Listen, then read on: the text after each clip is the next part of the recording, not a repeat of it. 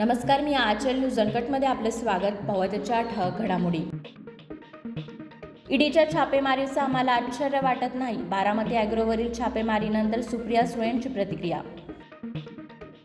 जितेंद्र आव्हाड यांनी केलेलं वक्तव्य म्हणजे मूर्खपणा आणि केवळ प्रसिद्धी मिळवण्याकरिता. देवेंद्र फडणवीस यांची प्रतिक्रिया. 15 ते 20 दिवसात मोठे राजकीय भूकंप झालेले पाहायला मिळतील. गिरीश महाजनांचं मोठं विधान.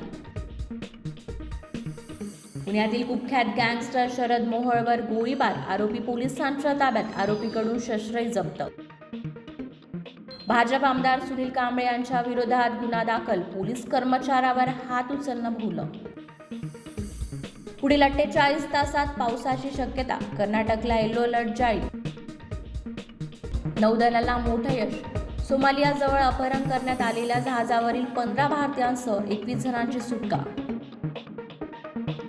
इस्रो नवा इतिहास रचणार, आदित्य L1 आज अंतिम टप्प्यात पोहोचणार, इस्रोनं दिली माहिती. दिग्दर्शक रोहित शेट्टी यांच्या इंडियन पोलीस फोर्स वेब सिरीजचा ट्रेलर आउट, 19 जानेवारीला येणार प्रेक्षकांच्या भेटीला. आणि T20 वर्ल्ड कपचे वेळापत्रक जाहीर, इंडिया आणि पाकिस्तान एकाच गटात, 1 जूनपासून स्पर्धा सुरू. धन्यवाद.